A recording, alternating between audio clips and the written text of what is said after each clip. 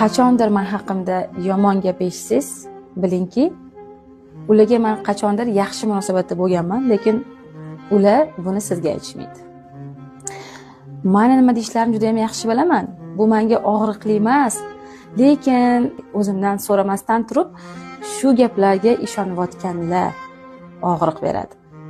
Ular bilishmaydiki, meni gapirayotgan insonlarga qachonlardir yaxshigina kuch sarflaganman, mehnatini qilganman, kechirib bo'lmaydigan narsalarni kechirganman yoki bo'lmasam bir necha martalab imkoniyatni berganman. Lekin ular bularni sizga aytmaydi.